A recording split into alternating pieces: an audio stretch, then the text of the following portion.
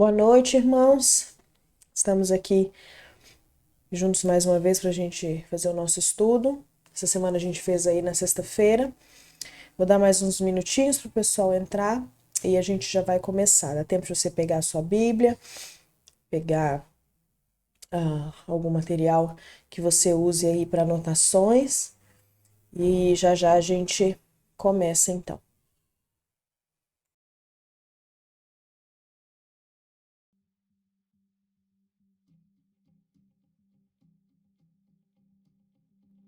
Lá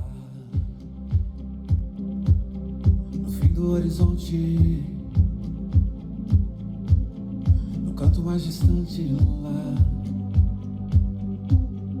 a tua mão está. Lá acima do universo, as linhas de um verso, lá a tua mão está. Se eu for ao céu, ao mais profundo mar, ali tua mão está, ali tua mão está. Nem sempre eu posso ver, mas além do meu olhar, a tua mão está, a tua mão está. Lá no imenso firmamento, em todos os momentos, lá. Mandei o link para os irmãos, então a gente está só esperando mais alguns minutinhos e a gente já vai começar o nosso estudo daí. Um coração que chora, um abraço que consola, a tua mão está, sim está. Se eu for ao céu, ao mais profundo mar, ali tua mão está, ali tua mão está. Nem sempre eu posso ver, mas além do meu olhar, a tua mão está, a tua mão está. Deus está quando amanhece, Deus está no fim do dia, Deus está, Deus está, conhece tudo, Deus está, o que preciso nele está, Deus está, que eu não consolo, Deus está, minha esperança nele está. Se eu for ao céu, ao mais profundo mar, ali tua mão está, ali tua mão está. Nem sempre eu posso ver, mas além do meu olhar, a tua mão está, a tua mão está, tua mão está.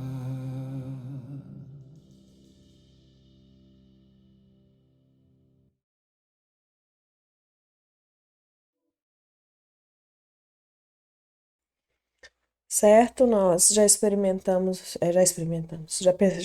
aí alguns minutinhos o pessoal entrar. Então nós vamos iniciar o nosso estudo.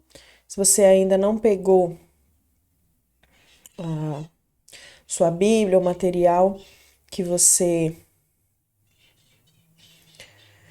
que você usa, dá tempo ainda, né, de você pegar para a gente poder começar o nosso estudo.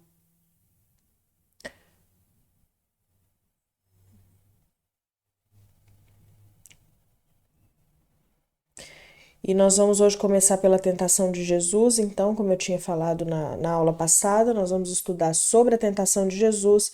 Vamos seguir daí, né? A gente viu na aula passada sobre o batismo dele, né? O início do seu ministério. Vimos as razões pela qual Jesus foi batizado, mesmo não tendo pecado, já que o batismo de João era para arrependimento. Então, hoje nós vamos ver começar pela tentação, né? E vamos aí até a sinagoga de Cafarnaum. Lembrando que até o ponto em que a gente está hoje, né, já se passaram mais daí de 30 anos ou 30 anos da vida de Jesus. Nós tivemos ali desde o anúncio do seu nascimento até esse momento agora em que ele reaparece no Rio Jordão sendo batizado por João. Isso são 30 anos que foram cobertos aí em 2 capítulos de Mateus, 2 capítulos de Lucas e 3 capítulos de Mateus, 2 de Lucas e alguns de João. Então, a gente vê que a vida de Jesus, a infância, a adolescência de Jesus, elas têm a gente viu, né, na aula passada, que elas têm um hiato aí bem grande nas escrituras, que nós não sabemos, nós podemos supor algumas coisas que ele fez nesse período, mas nós não sabemos ao certo, não podemos dizer com certeza o que aconteceu com Jesus nesse período aí, e que a Bíblia não menciona, né? Nós temos Jesus bebê, então ele vai para o Egito, né? E aí, depois ele aparece com 12 anos no templo, e depois ele só vai reaparecer no batismo em João. Então, fica aí um tempo, né, mais de 18 anos, sem que a gente tenha nada referente a isso. Então, tudo que é falado em relação a esse tempo, a gente viu que é uma suposição, é uma ideia do que nós temos que pode ter acontecido, baseado nas tradições daquela época. Então, a gente sabe que Jesus aprendeu o ofício do Pai, foi ensinado no templo, né? Nesse tempo também foi descobrindo as coisas em relação ao seu ministério e aquilo que ele veio fazer. Mas nós não podemos dizer ao certo, pontuar ao certo as coisas que aconteceram. Então, tudo isso que a gente vê de Jesus curando um passarinho morto, de Jesus quando criança, são suposições que são feitas, né, e são colocadas, mas não há certeza nisso. Então, nós vamos continuar agora e que o Senhor possa nos ajudar a compreender, possa nos ajudar a entender aquilo que Ele deseja e que mais do que a história da vida de Jesus seja também mais do que apenas uma história, seja um aprendizado para nós. Nós possamos compreender aquilo que Ele veio nos ensinar, aquilo que Ele veio falar. Vamos orar, então, para a gente começar. Senhor, nós somos gratos, tão gratos por poder estar aqui diante do Senhor mais um dia, mais uma vez, podendo aprender da Tua palavra com liberdade, Senhor, podendo aprender da Tua palavra com tantos recursos que nós temos à nossa disposição. Pedimos perdão, Senhor, se muitas vezes negligenciamos isso, Deus, e deixamos de lado como se fosse qualquer coisa. Nos perdoa, Pai, nos ajuda a ver, Senhor, enxergar essa grande liberdade que nós temos ainda em estudar a Tua palavra. Pois pode haver um dia, Senhor, em que apenas aquilo que nós estudamos, memorizamos, guardamos em nosso coração seja aquilo que tenhamos acesso, já que a Tua palavra física, né, a Bíblia física pode ser retirada de nós por políticos, por governos, mas aquilo que foi plantado no nosso coração vai permanecer para sempre. Nos ajuda, Senhor, a estudar, Deus, e a nos interessarmos pela Tua palavra enquanto ainda há tempo, Deus, de fazer isso. Para que fortes e alimentados possamos resistir talvez a uma escassez que possa chegar. E pedimos, Pai, que o Senhor abra os olhos do nosso coração para entendermos mais do que fatos históricos, mais do que uma história interessante, nós possamos entender, Senhor, que o Senhor tem falado conosco, o Senhor quer falar conosco, porque o Senhor nos ama, e o Senhor deseja que nós cresçamos, Pai, na Tua palavra, que nós cresçamos ali como Jesus cresceu, Pai, em estatura e graça diante do Senhor e dos homens. Nós desejamos, Senhor, largar o leite espiritual e passar para alimento sólido, Senhor. Nós desejamos, Pai, amadurecer na fé. Perdoa a nossa infantilidade, muitas vezes, que a vida de Jesus possa realmente nos mostrar aquilo que o Senhor tem de propósito para nós. O que eu peço, Senhor, é agradecida por tudo que o Senhor tem feito. Amém. Amém? Então, irmão, nós vamos começar hoje pela tentação de Jesus, ok? O episódio, né, a parte em que Jesus é levado ao deserto pelo Espírito Santo para ser tentado. Então eu peço aí que vocês abram a Bíblia de vocês em Mateus, no livro de Mateus, capítulo 4, nós vamos ler do 1 ao 11. Mateus 4, do 1 ao 11, nós vamos ler para falar um pouquinho sobre essa parte da vida de Jesus, tá? Aqui, só um minutinho, por favor.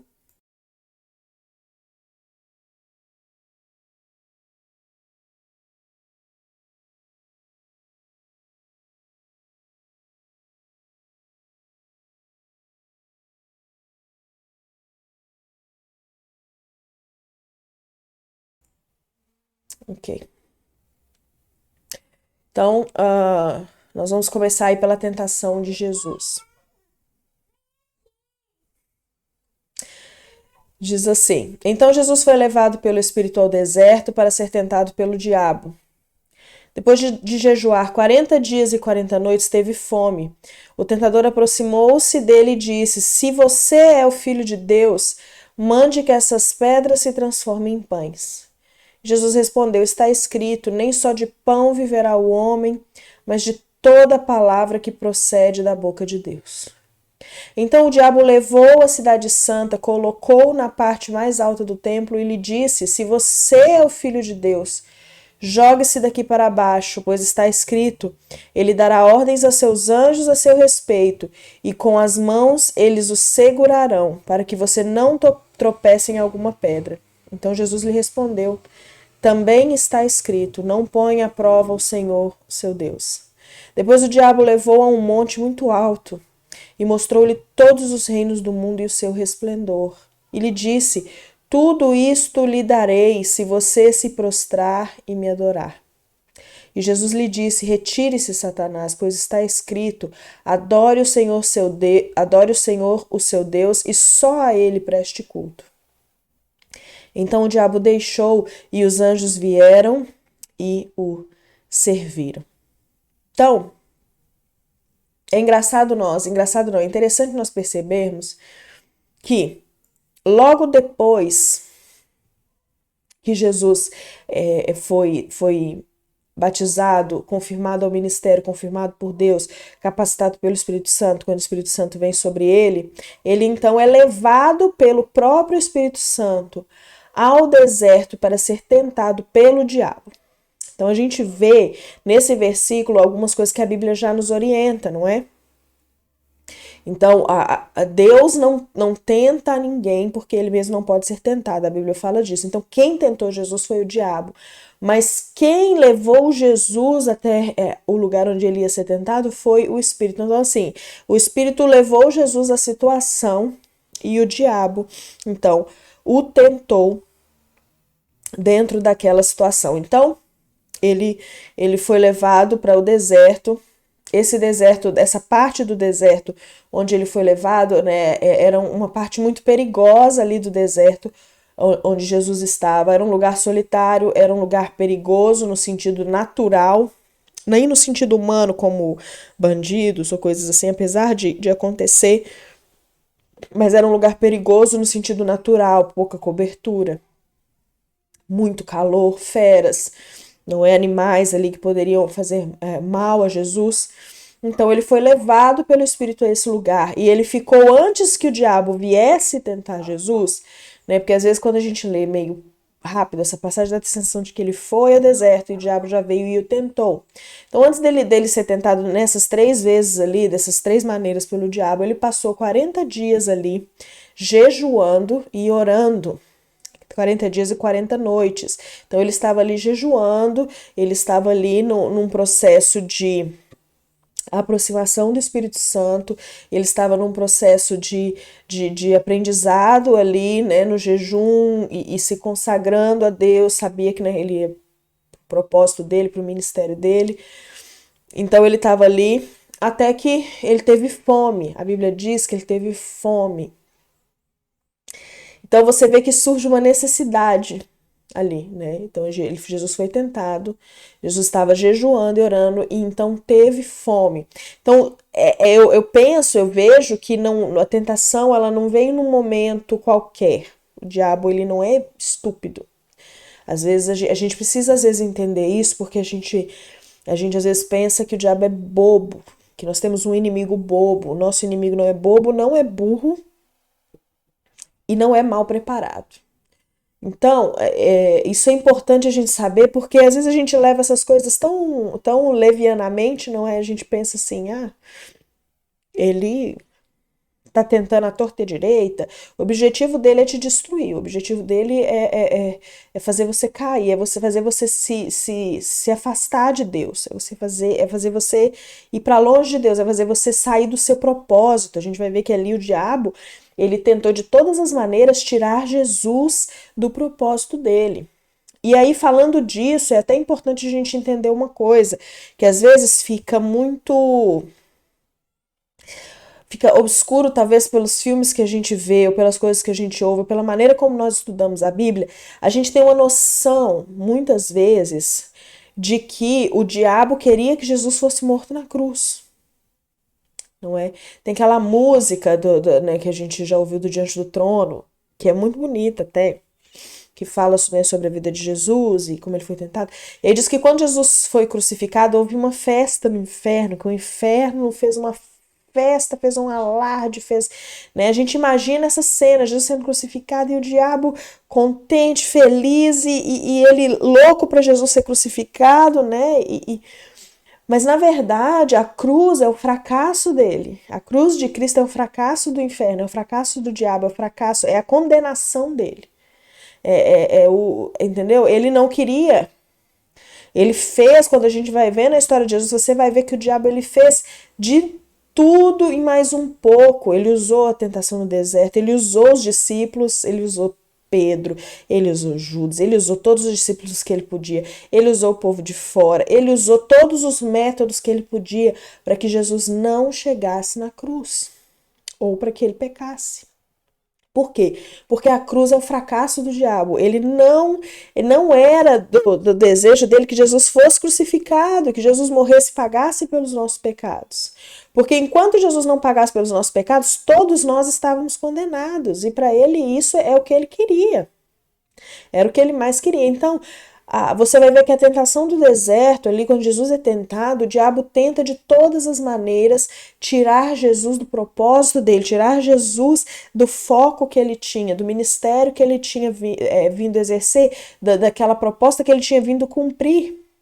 Porque não era do desejo dele que ele fosse crucificado. Não era desejo dele que Jesus morresse pelos nossos pecados. Então ele tenta de todas as maneiras parar isso, ele tenta de todas as maneiras interromper esse momento, né? Interromper essa questão aí. E às vezes a gente acha que não, né? Por quê? Porque a gente tem a ideia de que quem crucificou Jesus foi o diabo, ou que o diabo, ou que Jesus morreu para pagar alguma coisa pro diabo. Não, Jesus morreu para pagar o meu preço pro diabo, para me comprar do diabo. Jesus, o diabo tem nada para Jesus comprar. Jesus comprou nada do diabo, porque não tem nada, nada é dele.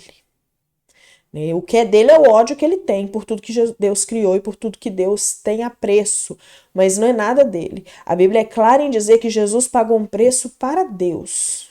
Jesus nos resgatou da ira de Deus. A Bíblia diz que foi do agrado de Deus que Jesus morresse. Foi Deus que entregou Jesus para morrer, para pagar uma ira, para pagar a justiça de Deus. Se Jesus estava nos comprando de alguma coisa, era da ira de Deus. Eu não estava comprando nada para o diabo. Jesus não foi crucificado pelo diabo e não foi pago preço para diabo. Essa peça que a gente vê por aí, ou filme que a gente vê por aí, né, de Jesus sentado com o diabo, aí Jesus pergunta pro diabo, quanto vai custar? E o diabo fala, você não vai querer pagar. Aí ele fala, quanto vai custar? Aí o diabo fala, você não vai querer essa gente é muito não sei o que, pecado não sei o que. Aí o Jesus fala de novo, né, quanto que vai custar? Aí o diabo fala, todo o seu sangue, toda a sua vida. E aí Jesus fala assim, feito. lindo, emocionante. Mentira. Jesus não pagou nada para o diabo. Jesus não pagou nada para o diabo. Não foi o diabo que crucificou. Jesus se deu para morrer por nós. Ele se entregou por nós. Ele não foi ele forçado a nada. Então, quando o diabo tenta Jesus, a gente tem que ter isso em mente. Que quando o diabo tenta Jesus, quando o diabo joga aquelas perguntas para Jesus, quando o diabo joga aquelas coisas para Jesus, ele está tentando fazer Jesus sair do propósito dele. E essa, duas maneiras, ou Jesus pecar, porque ele tinha que ser santo e perfeito, ou ele desistir da cruz. Ele fala, não vou ser crucificado, não quero ser crucificado. Mesmo que ele não tivesse pecado, se ele não tivesse se entregado para morrer por nós, ele ia morrer um santo, mas ele não teria pagado um preço por nós. Então, Jesus fez um sacrifício ali vicário voluntário. Então, o diabo queria dessas duas maneiras, ou que ele pecasse, porque ele não ia ser aceitável a Deus, ou que ele desistisse da cruz, que ele desistisse do caminho da cruz que Deus tinha ali proposto para ele. Então nós vamos ver que esse era o objetivo ali do diabo. Então quando ele aparece para Jesus, que diz ali Jesus teve fome, então ele não apareceu ao acaso. Ele não apareceu, ele é esperto, ele é astuto, ele fica de olho, ele sabe, ele tem, né, conhecimento que nós não temos, ele vê coisa que nós não vemos. Então ele apareceu ali num momento, apareceu uma necessidade. Jesus teve fome. Então ele aparece nesse momento. E ele começa então a tentar Jesus, ele começa então a jogar certas ideias para Jesus, ele começa então a perguntar e pedir coisas para Jesus com o objetivo de que Jesus então caísse, que Jesus então fosse considerado indigno de cumprir, de pagar esse preço para Deus. E então o plano da salvação seria interrompido. Então, ele foi levado ao Espírito ali, né? Ele foi levado ao Espírito para ser tentado. E a tentação teve um papel na vida de Jesus e tem na nossa vida, irmãos, né? Nós somos tentados para aprovação, nós passamos por tribulações para aprovação. Todos nós vamos passar e nós temos maneiras e maneiras de responder a essa tentação. Então, antes de fazer qualquer coisa para Deus, a gente vê pela vida de Jesus, antes de fazer qualquer coisa para Deus, antes de fazer qualquer ministério, trabalho ou qualquer coisa para Deus, nós precisamos amadurecer, crescer. Nós vamos ser tentados para isso, nós vamos passar por tribulações para isso. E como nós vamos responder essas tribulações vai dizer se nós somos aprovados ou não. Então, Jesus é levado ali para o deserto pelo Espírito. E você vai ver algumas características na tentação de Jesus no seguinte, né? Nas três vezes que o diabo lançou algo para Jesus, ele pergunta ele joga, né? Se você é filho de Deus, transforma aquela pedra em pão. Se você é filho de Deus. Então, tem uma chave aí, uma coisa dessa questão do se você é filho de Deus. Se você se Deus realmente é seu pai, se Deus realmente está cuidando de você, se Deus. Então, a gente vê que a estratégia do diabo, ela é a mesma lá de Adão. Ela continua a mesma até ali em Jesus e ela continua a mesma na nossa vida. A forma mais escancarada, a forma mais, digamos, fácil de nos fazer ceder a uma tentação é dúvida. Mas dúvida de quê? Né? Nem toda dúvida vai levar você à tentação. Mas a dúvida principal, a dúvida que é aquela que Eva teve, é a dúvida sobre a bondade, o cuidado, a fidelidade de Deus. Dúvida sobre o caráter de Deus, quem Ele é, o quanto Ele nos ama e o quanto Ele nos cuida. Então, em Eva foi a mesma coisa, não é? Deus não falou que vocês não podem comer daquela árvore, não, Ele só falou que vocês não podem comer de nenhuma árvore, não, só daquela ali. Ele falou para não comer nem tocar, que senão a gente vai morrer. Não, mas com certeza não é assim. Ele falou isso porque ele sabe que quando vocês comerem, se vocês comerem, vocês vão ser conhecedores como ele. Então, o que ele fez ali com Eva? Ele fez Eva imaginar que Deus não era tão bom assim, que Deus não a amava tanto assim, porque afinal de contas, como que um Deus que ama tanto assim, um Deus que diz que cuida tanto assim, privaria ela de algo que seria tão bom para ela, de algo que seria tão importante para ela? né? Então, fez ela duvidar da bondade, da fidelidade, do cuidado de Deus. E duvidando disso, ela caiu em tentação. E aqui é a mesma coisa. O diabo, ele tenta de várias maneiras, né, mostrar e talvez até tentar Jesus a provar para ele mesmo que ele era cuidado, amado por Deus, que ele estava ali guardado por Deus. Então, se você é filho de Deus, transforma essa pedra em pão. E se você pensar no teor dessa tentação, que pecado havia nisso que o diabo mandou Jesus fazer? Se Jesus tivesse transformado pedra em pão, teria sido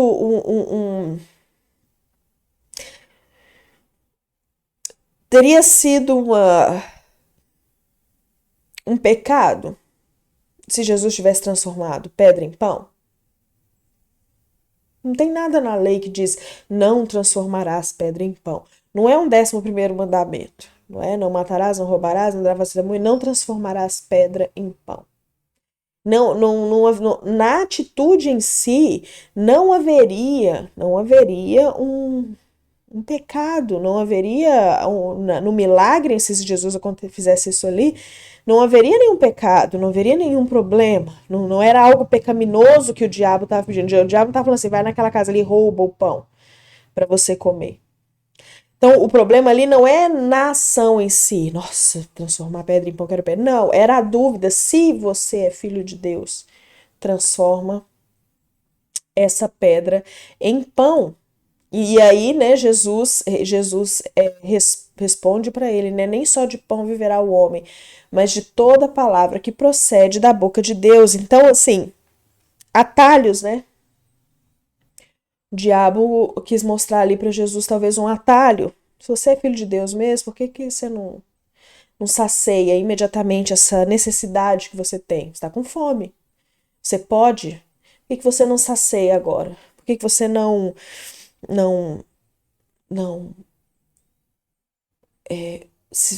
fica satisfeito agora, de maneira instantânea? Por que você não pega esse atalho, se você é filho de Deus?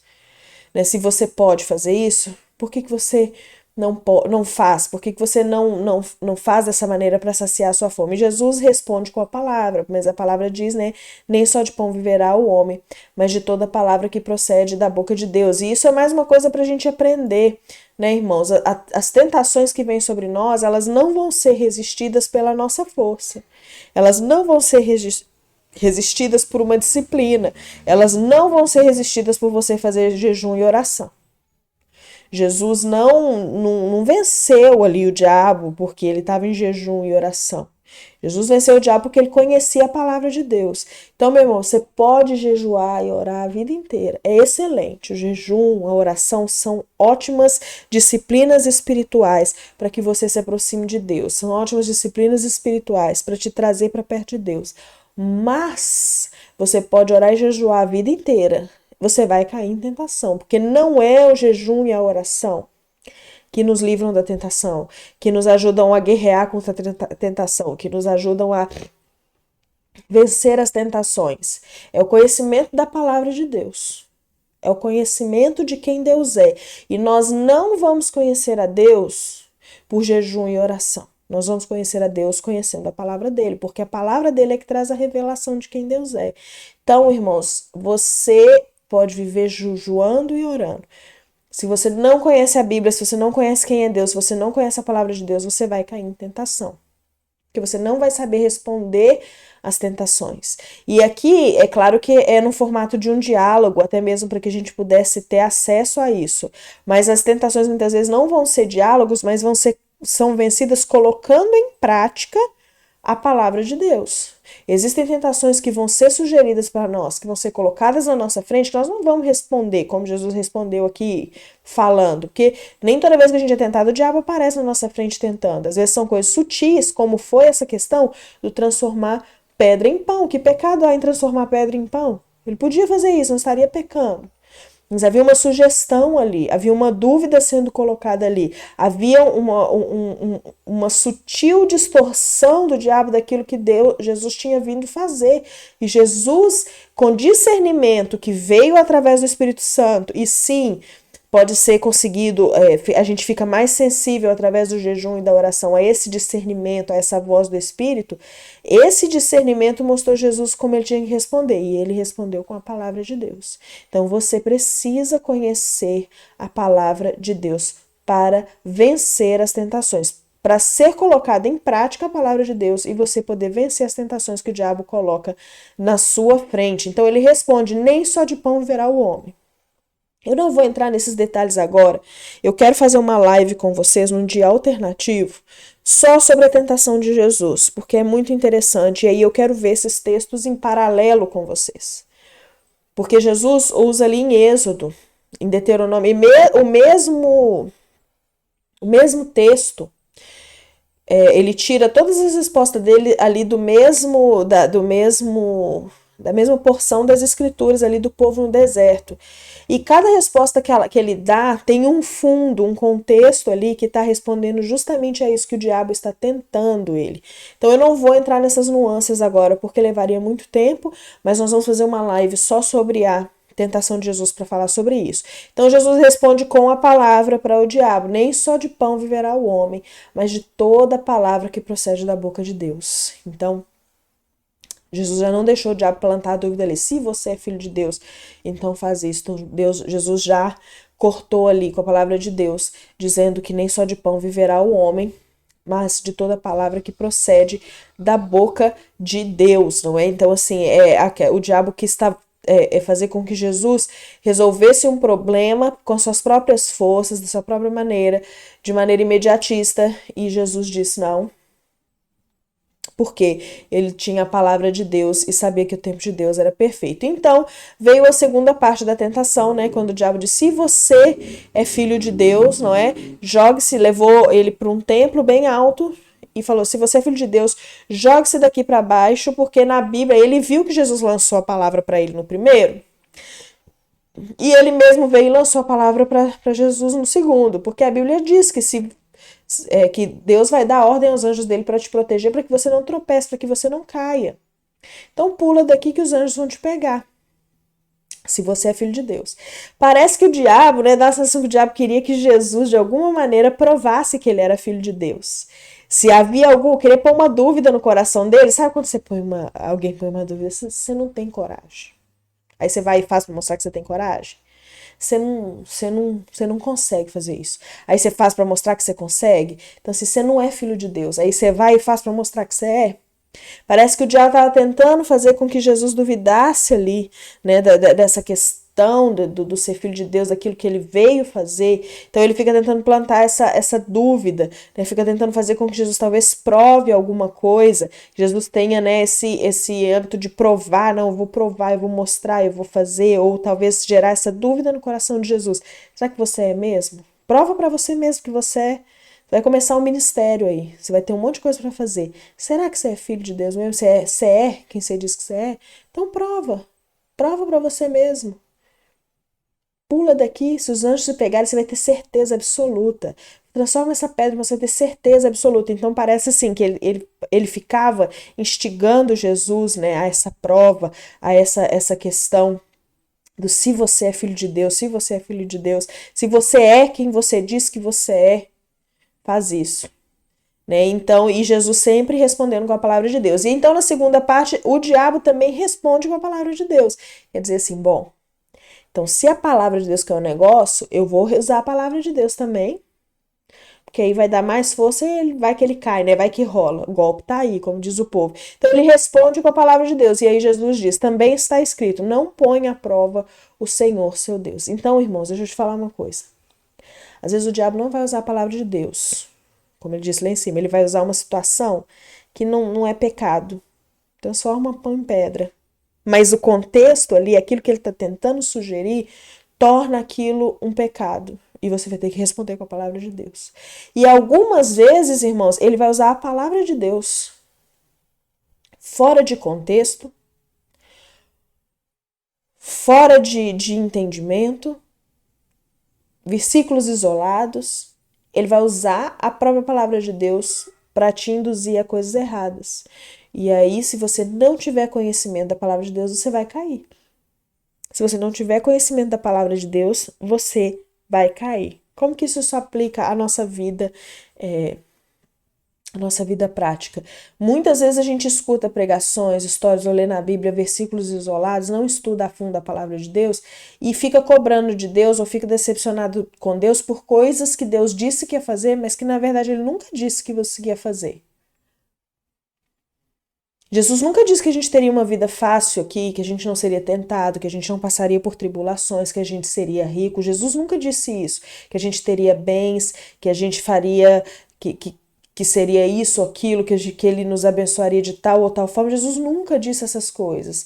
Mas a gente pegou pregações, pegou versículos isolados, pegou promessas feitas para o povo de Israel no Antigo Testamento e aplicou para nós. E agora a gente tem um bando de cristãos decepcionados com Deus, porque Deus não cumpriu as promessas que ele fez, sendo que tem promessas que ele não fez.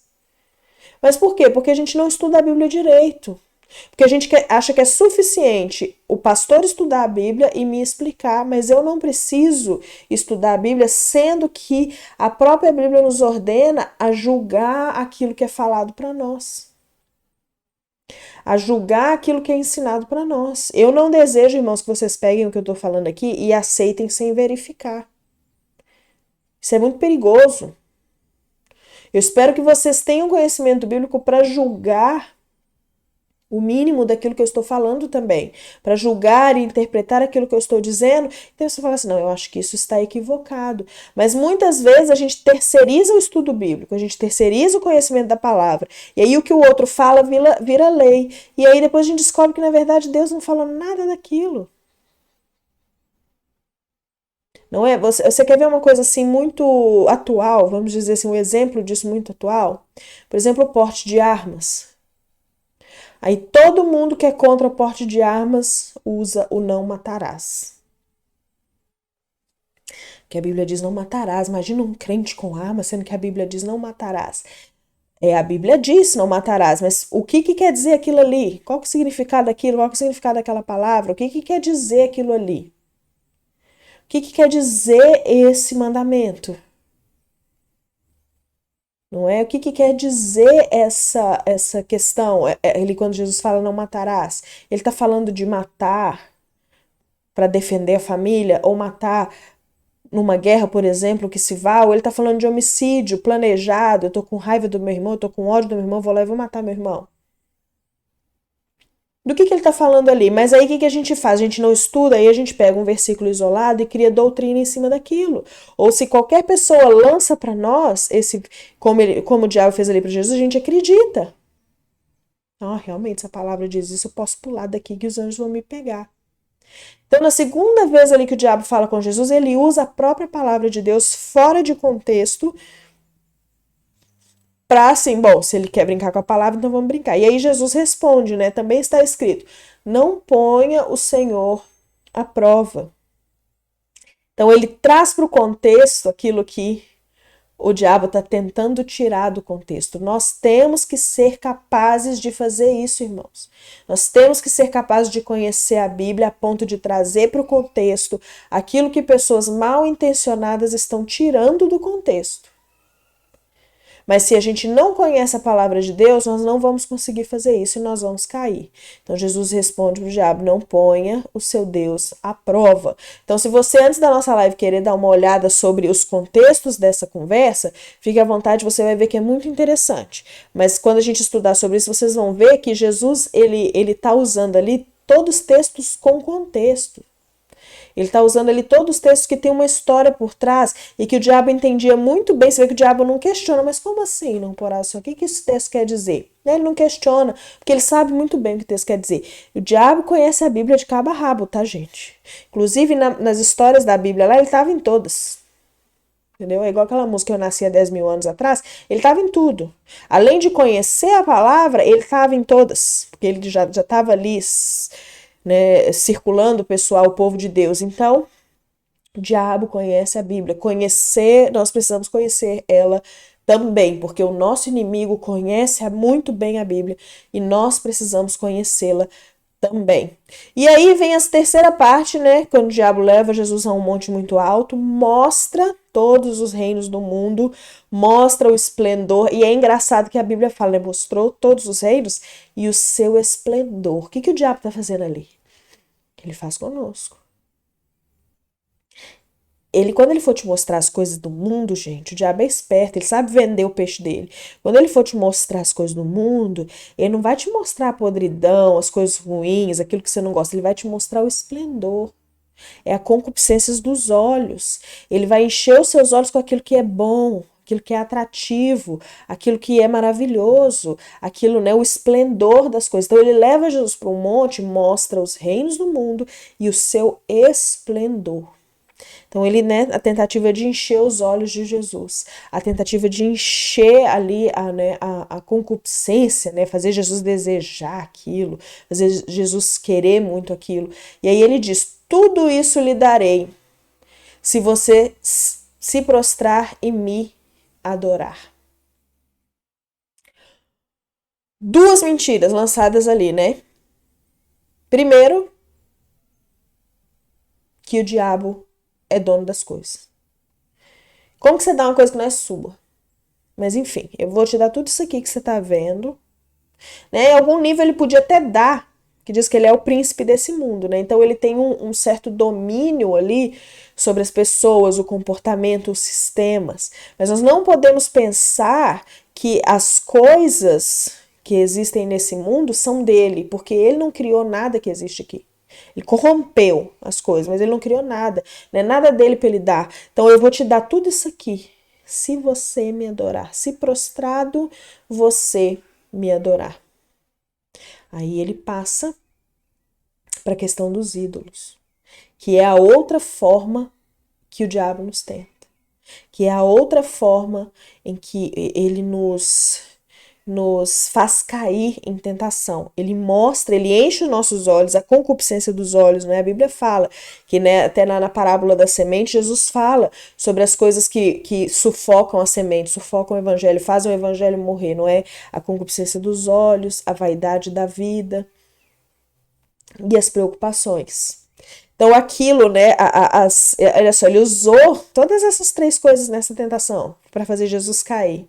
Ele mostrou o esplendor, encheu os olhos de Jesus, não é? Mostrou ali os reinos do mundo, falou que podia pôr Jesus como rei, né? Encheu ali a vaidade.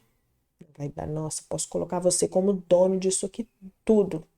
Não é? Você não precisa se preocupar com cruz, você não precisa se preocupar em morrer, você não precisa se preocupar em sofrer, você não precisa ficar andando com esses discípulos aí que vão te dar trabalho, nada disso. É só você prostrado aqui me adorar. E o engraçado é que Jesus, se ele fizesse isso ali, ele estava fazendo aquilo em secreto, não tinha ninguém ali com ele além do Espírito Santo. Quantos de nós talvez não cairíamos nessa tentação? Porque uma coisa seria todo mundo em volta de Jesus pensar assim, não, todo mundo vai ver eu te adorando, você acha que eu vou fazer isso? Jesus estava ali sozinho, era só uma questão de adorar, se curvar ali um pouquinho, pronto, nada de cruz, nada de sofrimento, nada de tudo aquilo que ele teve que fazer. E ninguém ia ver, ele estava ali sozinho no deserto com o diabo. Não é? Ele não era uma coisa pública dali que ele ia fazer. Mas Jesus tinha tão enraizado o seu amor por Deus, tão enraizado aquilo que ele tinha vindo fazer, que ele responde para o diabo, agora você alcançou o ápice da sua, né? Parece ali que Jesus, eu penso que Jesus ali ele já ficou chocado, falou assim, agora você alcançou o ápice da sua arrogância, alcançou o ápice do seu atrevimento, vai embora, retira-se daqui, porque a Bíblia diz que só a Deus eu prestarei culto. Ele é o único Senhor e só a Ele prestarei culto. Então, essa é uma terceira forma que nós somos tentados, irmãos. O diabo todos os dias enche os nossos olhos com o esplendor desse mundo. Ele enche os nossos olhos com as coisas que esse mundo pode oferecer, com as riquezas, com as facilidades, com a vaidade, com a beleza, com tudo que esse mundo tem para nos oferecer, com poder, com influência, tudo que esse mundo pode nos oferecer, ele enche os nossos olhos diariamente com isso. E ele só pede uma coisa em troca, que a gente o adore. Ah, mas eu não vou aqui me prostrar e adorar o diabo, ninguém está fazendo isso. Você está fazendo isso. A Bíblia diz que você está fazendo isso, você está servindo a ele quando você serve ao dinheiro, ao invés de Deus, quando você serve ao poder, ao invés de Deus, quando você prioriza certas coisas, né, certos empreendimentos àqueles que Deus te deu por vaidade. Isso tudo é você adorando o diabo. Você pode não estar se curvando a ele, mas você está pondo ele como ídolo no seu coração. É por isso que a Bíblia diz expressamente que aquele que é amigo do mundo se torna inimigo de Deus. Não tem meio termo. Ou você é de um ou você é de outro.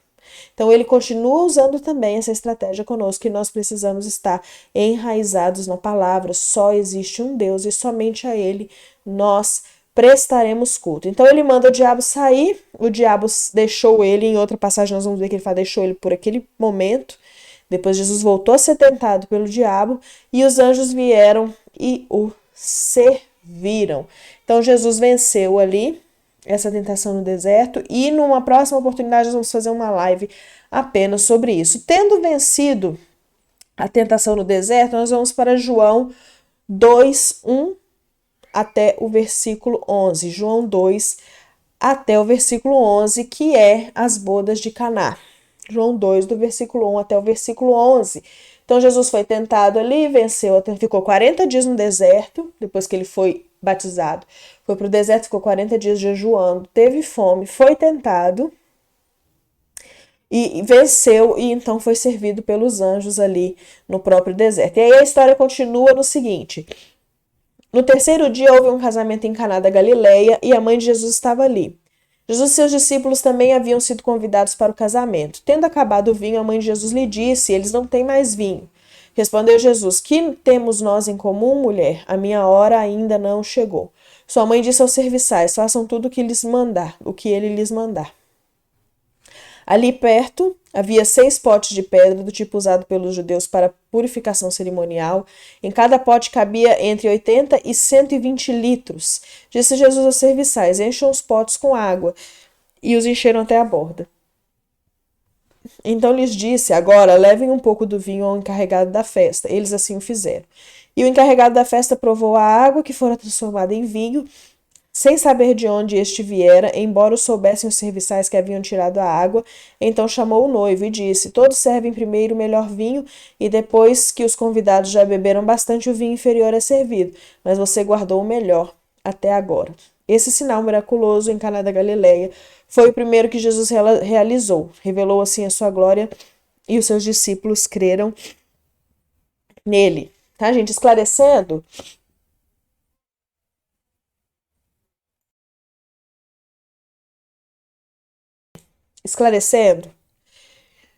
Jesus, quando fala aqui que os seus discípulos creram nele, não está falando ainda dos 12 apóstolos, tá? Nós vamos ver ainda que Jesus ainda chama esses apóstolos. Mas provavelmente Jesus aqui já tinha de pessoas que estavam cercando ele, que estavam andando com ele, mas depois ele escolhe, né? A Bíblia diz que ele escolhe dentre todos esses discípulos os 12 que vão ser mais próximos. Nós vamos ver isso. Então, quando fala discípulos aqui, não imaginem que já é os 12 ali em volta dele, tá? Então, e ele também fala, né, que foi o primeiro sinal que ele fez. Então, essa história que nós vemos Jesus fazendo milagre na infância, isso não aconteceu. Jesus começou seus milagres ali. Mas, enfim, nós vemos ali no terceiro dia. Alguns dizem que nesse terceiro dia, depois que ele terminou de ser tentado ali, é o tempo de caminhada de onde ele estava até Caná da Galileia. Então, eles dizem que no terceiro dia, quando Jesus estava chegando por ali, houve um casamento que a família foi convidada, porque diz que a mãe de Jesus estava ali. Então, provavelmente, o casamento de alguém que eles conheciam, a família foi convidada e eles foram. Então, eles também, né, fala que Jesus e seus discípulos também tinham sido convidados para o casamento. Então, eles estavam todo mundo ali e o vinho acabou. Isso, naquela época, era uma coisa muito, digamos assim, era uma gafe isso acontecer. Isso era muito feio acontecer o vinho acabar. Então, aí, quando o vinho acabou, provavelmente a noiva foi em desespero para Maria. Maria, o vinho acabou, vai acontecer. Ou o noivo, não sei, alguém da família. E aí ela foi até Jesus, né? E ela esperava, não sei, talvez que Jesus resolvesse a situação, talvez o fato do anonimato de Jesus já estava incomodando Maria, né?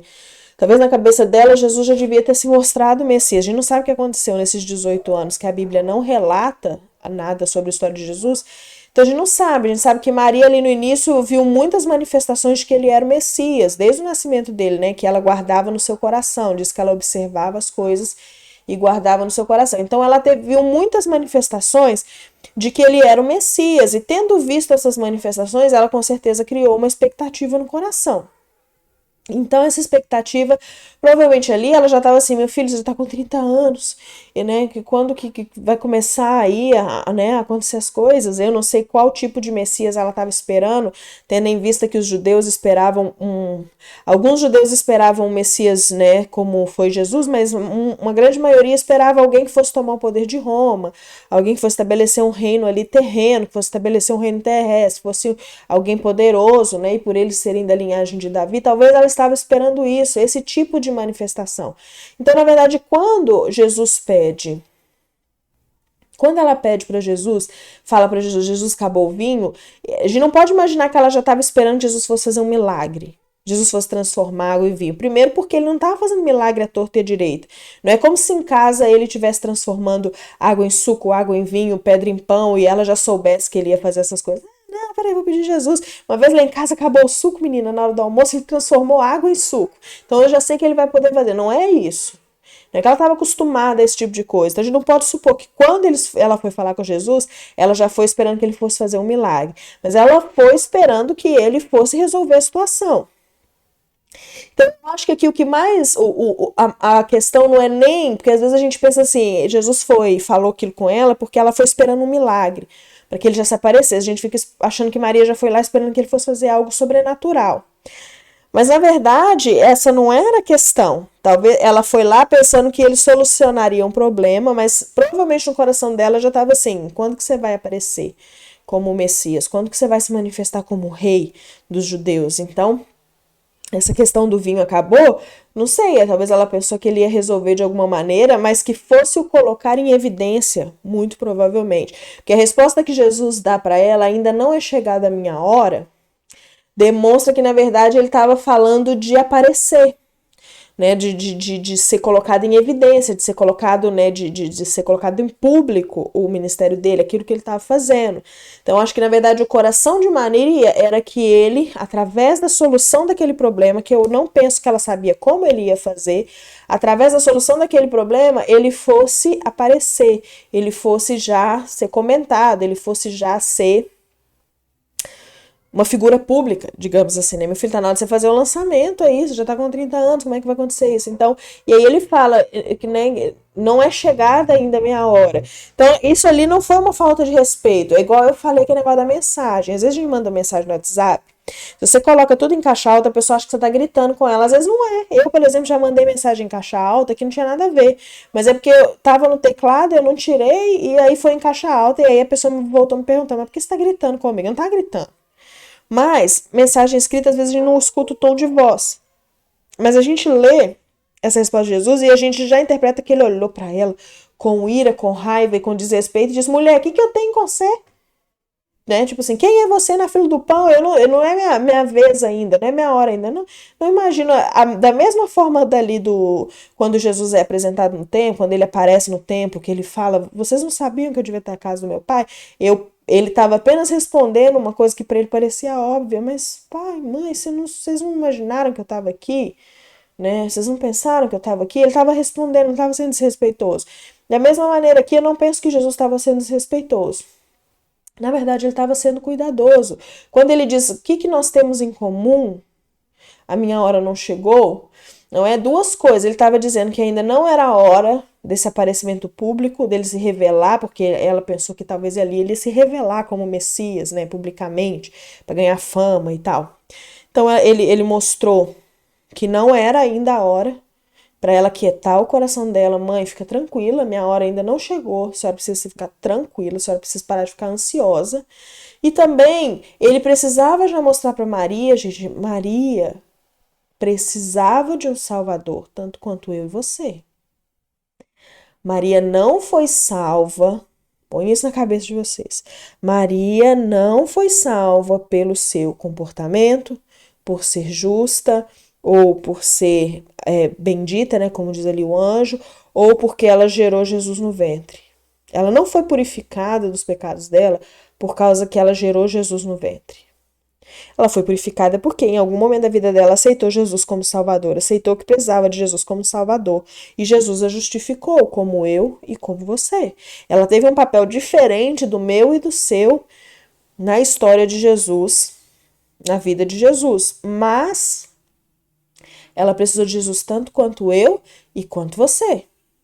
Então Jesus também tinha essa preocupação em mostrar para Maria essas coisas. Maria queria mostrar para a mãe dele que ela era mãe dele, mas que ele era o salvador dela.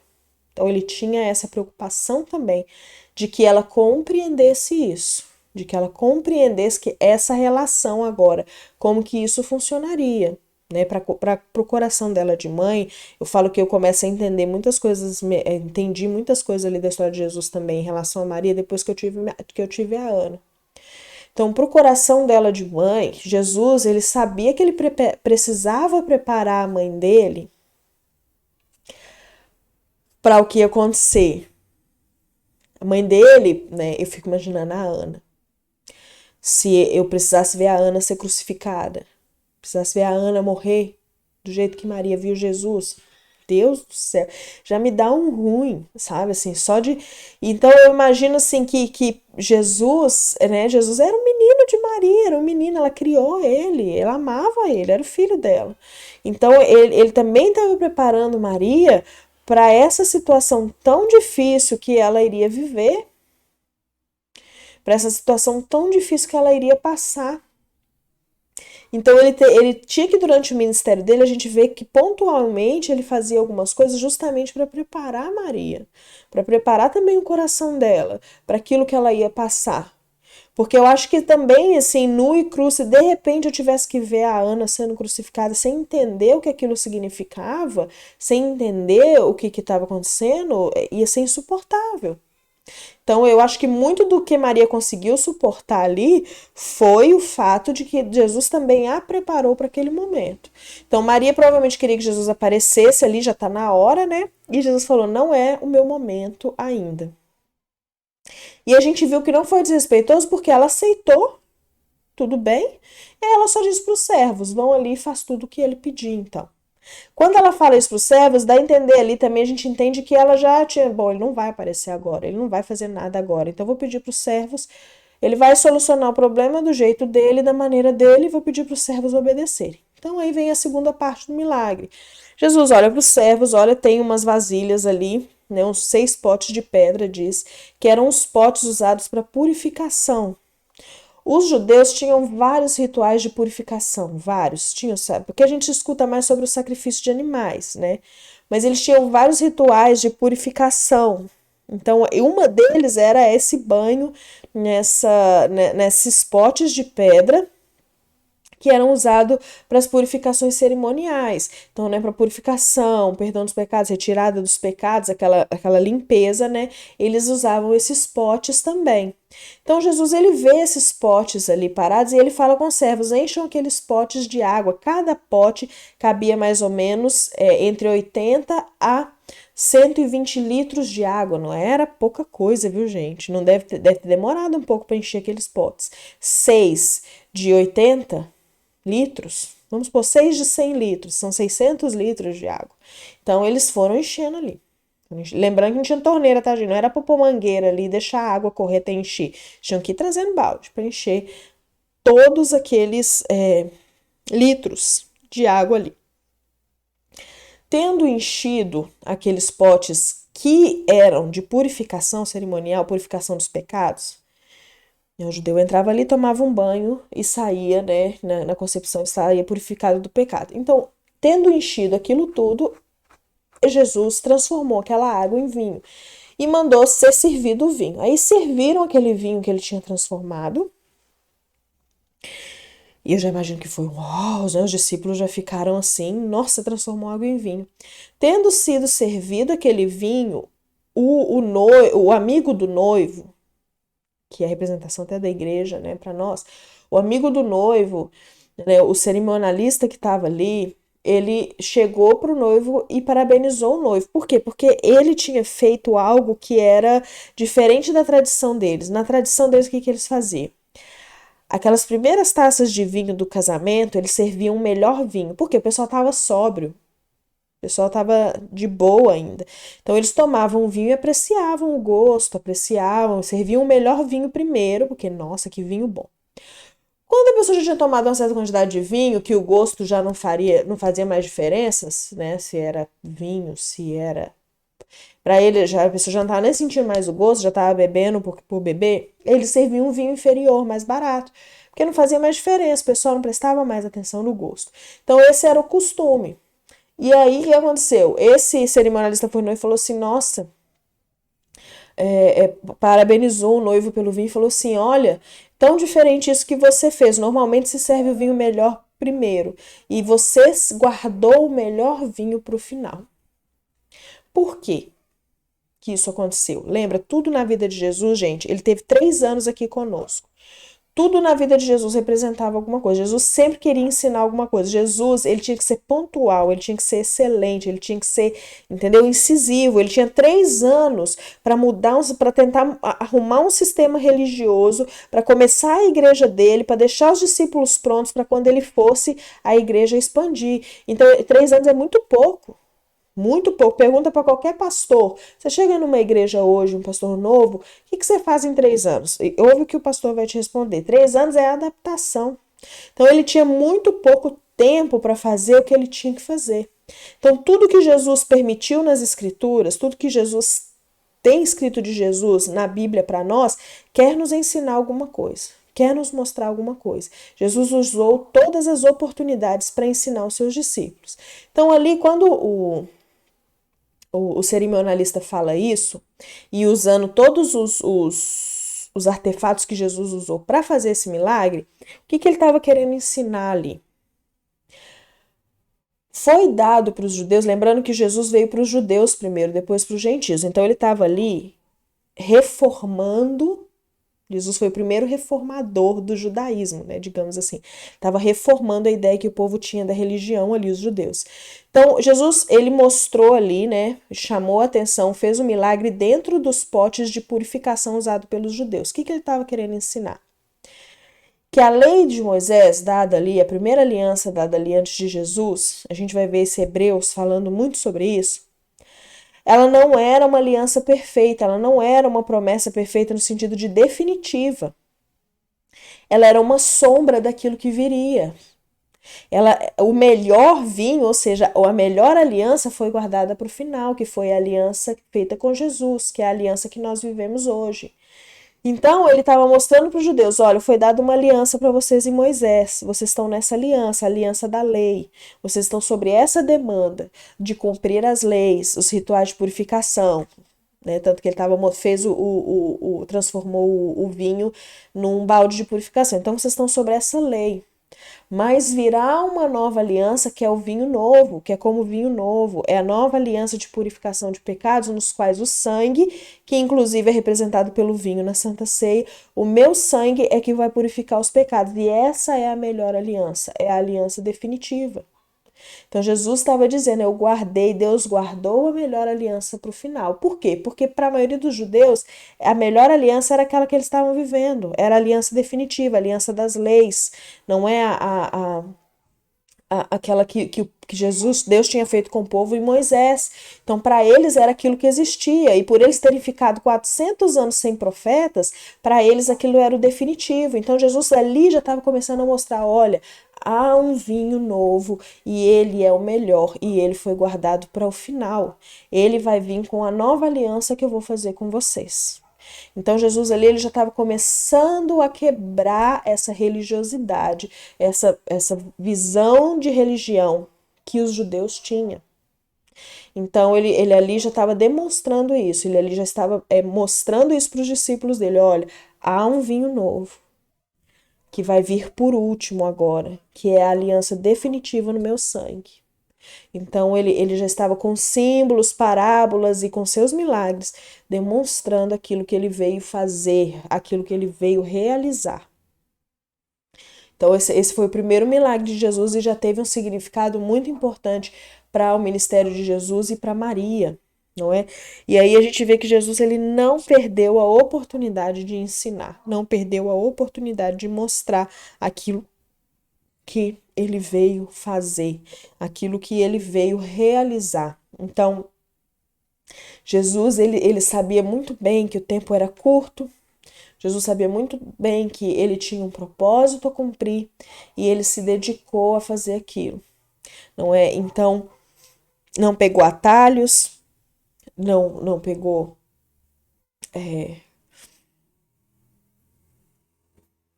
não tentou fazer além do que Deus queria que ele fizesse, gente, porque olha, a gente está tão acostumado a ouvir sobre esse milagre das bodas de Caná que a gente pensa assim, Jesus transformou uma jarra de água em vinho, gente. Era como se Jesus tivesse pegado uma jarra de água e transformado ela em vinho, uma coisa pequena, gente. Jesus fez mais de 600 litros de vinho naquele casamento. Financeiramente, sabe quanto que é isso para um noivo e para uma noiva comprar 600 litros de vinho para servir no casamento? É muito vinho. Não foi um milagre pequeno. Foi uma coisinha que aconteceu ali. Os discípulos, né? Não foi uma coisinha, né? Jesus transformou uma jarra de água em vinho. Eles viram o mestre dele transformar 600 litros de água em vinho e bom, um vinho bom, o melhor vinho da festa. Então não foi um milagrezinho. E mesmo assim, Jesus podia, né, ter realizado esse milagre à vista de todos, feito aquele show pirotécnico para aparecer, como acho que Maria talvez pensou que ele faria, né, ou de alguma outra forma. Mas ele fez ali com seus discípulos e aqueles servos para ensinar para os discípulos dele aquilo que ele tinha vindo fazer. Né? Jesus, ele nunca, você vê a humildade de Jesus nessas coisas. Ele tinha o objetivo dele, ele tinha os propósitos que Deus tinha dado para ele, estava em submissão ao Espírito Santo. E ele não estava interessado em nada em aparecer. Ele não estava interessado em nada em ser influencer da Palestina. O novo influencer da Palestina não estava interessado nisso. Não estava interessado em quanto, né, hoje no Instagram, não estava interessado em quantos seguidores ele tinha, quantos K de seguidores ele tinha. Ele estava interessado em cumprir os propósitos do Pai. Por isso ele venceu a tentação no deserto. Por isso ele fez com propósito esse milagre, esse primeiro milagre dele, já demonstrando a nova aliança que ele veio cumprir. E como Jesus é um exemplo de humildade para nós. Então hoje, nesses dois, a gente vai estudar esses dois por hoje. Então nós vimos hoje, no exemplo da vida de Jesus, né, a importância da nossa submissão ao Espírito Santo, a importância de nós conhecermos a palavra de Deus para vencer as tentações. Irmãos, se vocês não vencem as tentações, vou falar por mim, se eu não venço as tentações que são apresentadas a mim, nesse deserto da vida, vamos ser poéticos, no deserto da vida, as tentações que o diabo traz para mim, se eu não venço essas tentações, não é porque Deus está me tentando acima do que eu posso, que a Bíblia diz que, primeiro, Deus não tenta, e segundo, nada que vem até nós não é, né, fala assim, não houve tentação que não fosse humana, que vocês não pudessem suportar, né? Nós temos aqui, né, fala assim, em 1 Coríntios 10:13, não veio sobre vós tentação que senão humana, mas fiel é Deus que não vos deixará tentar acima do que podeis, antes com a tentação dará também o escape, para que possais suportar, não é? Então, vigiai e orai para que vocês não caiam na tentação, né? O Espírito também fala, o Espírito está pronto, mas a carne é fraca, não é? Então, né, em Tiago a gente vê ninguém sendo tentado, diga de Deus sou tentado, porque Deus não pode ser tentado pelo mal e a ninguém tenta. Então, quando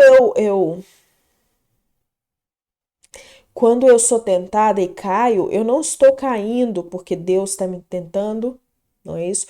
Ou porque a tentação está sendo muito maior do que eu posso suportar. Não, Deus colocou um fardo muito maior do que eu posso carregar. Não, a Bíblia também diz que Deus não vai nos tentar acima do que nós podemos.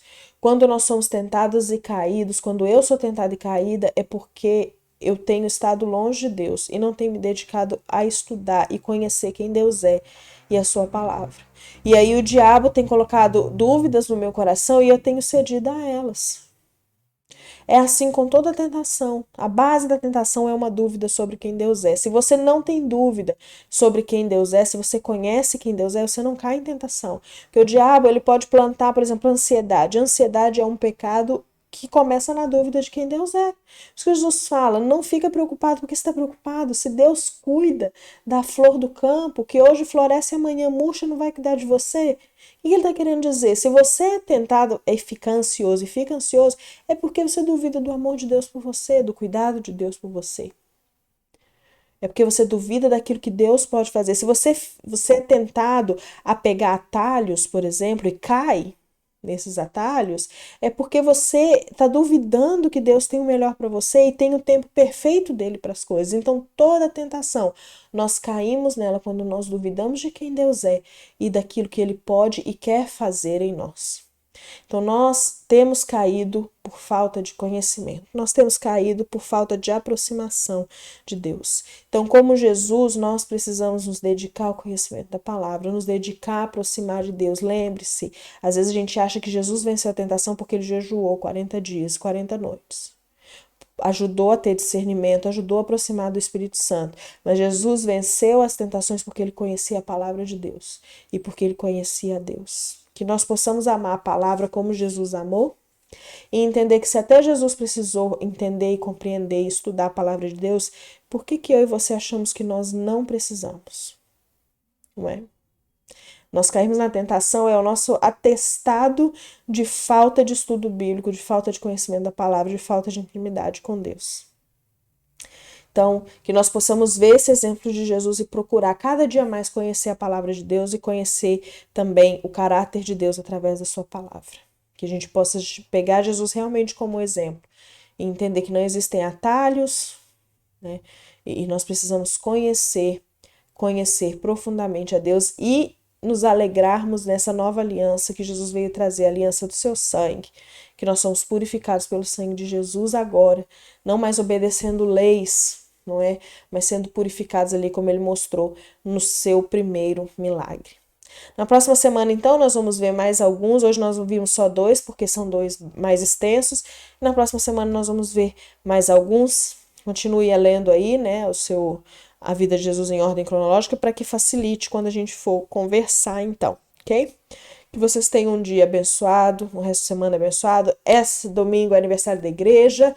Espero aí o pessoal para a gente comemorar esses 58 anos de história aqui em Guaíra. E vai ser realmente uma tarde muito especial. Eu espero vocês e que vocês tenham então aí uma boa noite, tá bom? Um abraço e a gente se vê aí no domingo. Ok?